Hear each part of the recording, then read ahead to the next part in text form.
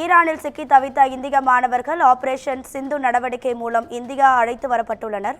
டெல்லி திரும்பிய மாணவர்களை காஷ்மீருக்கு பேருந்துகளில் அழைத்து செல்ல ஜம்மு காஷ்மீர் அரசு ஏற்பாடு செய்துள்ளது.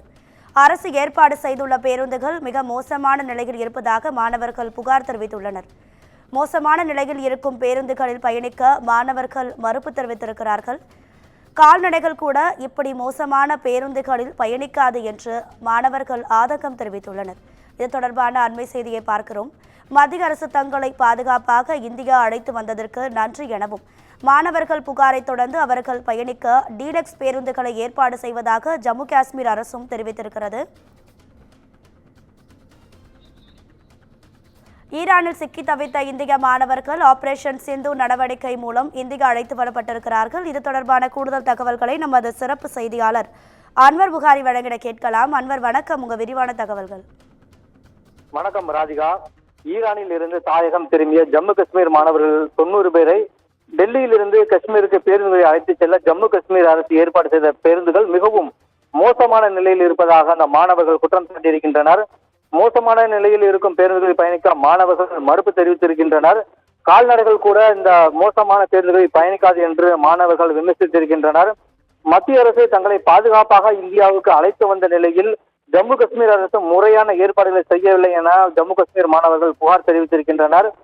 ஈரானுக்கும் இஸ்ரேலுக்கும் இடையிலே போர் சூழல் அதிகரித்த நிலையில் இஸ்ரேலில் ஈரான் இடையே போர் பதட்டம் காரணமாக ஈரானில் பயின்று வந்த 10,000க்கும் மேற்பட்ட இந்திய மாணவர்களின் பாதுகாப்பு கேள்விக்குறியானது. இதையடுத்து ஈரானில் சிக்கியுள்ள இந்திய குடிமக்களை பாதுகாப்பாக வெளியேற்ற மத்திய அரசு ஆபரேஷன் சிந்துவை தொடங்கியது. உடனடியாக தெஹ்ரானை விட்டு வெளியேறி பாதுகாப்பான இடங்களுக்கு செல்லுமாறு தெஹ்ரானில் உள்ள இந்திய தூதரகம் ஏற்கனவே அங்குள்ள இந்தியர்களை அறிவுறுத்தியது. இந்த நடவடிக்கையின் ஒரு பகுதியாக கடந்த 17ஆம் தேதி வடக்கு ஈரானில் இருந்து ஆர்மீனியாவுக்கு வந்த ஜம்மு காஷ்மீரை சேர்ந்த 90 மாணவர்கள் உட்பட 110 இந்திய மாணவர்கள் இந்தியாவுக்கு அழைத்து வர ஏற்பாடு செய்யப்பட்டது. அவர்கள் அனைவரும் ஆர்மீனியாவின் தலைநகரான எரவனில் இருந்து சிறப்பு விமானத்தில் இந்தியாவுக்கு நேற்று இரவு புறப்பட்டனர். இந்த மாணவர்கள் குழு இன்று அதிகாலை டெல்லி விமான நிலையத்தை வந்தடைந்தனர். அவர்களை அதிகாரிகள் பூங்கொத்து கொடுத்து வரவேற்றனர். மேலும் தாயகம் திரும்பிய மாணவர்களை அவர்களின் பெற்றோர்கள் கண்ணீர் மல்க மகிழ்ச்சியுடன் வரவேற்றனர். மாணவர்களை பத்திரமாக மீட்ட மத்திய அரசிற்கு அவர்கள் நன்றியையும் தெரிவித்தனர். இவ்வாறு ஈரானில் இருந்து தாயகம் திரும்பிய ஜம்மு காஷ்மீர் மாணவர்கள் 90 பேரை டெல்லியில் இருந்து காஷ்மீருக்கு பேருந்துகளை அழைத்து செல்ல ஜம்மு காஷ்மீர் அரசு ஏற்பாடு செய்தது. அந்த ஜம்மு காஷ்மீர் அரசு ஏற்பாடு செய்துள்ள பேருந்துகள் மோசமான நிலையில் இருப்பதாக மாணவர்கள் குற்றம் சாட்டியிருக்கின்றனர். மோசமான நிலையில் இருக்கும் பேருந்துகளில் பயணிக்க மாணவர்கள் மறுப்பு தெரிவித்தனர். கால்நடையில் கூட இப்படி மோசமான பேருந்துகளில் பயணிக்காது என்று அந்த மாணவர்கள் ஜம்மு காஷ்மீர் மாணவர்கள் விமர்சித்திருக்கின்றனர்.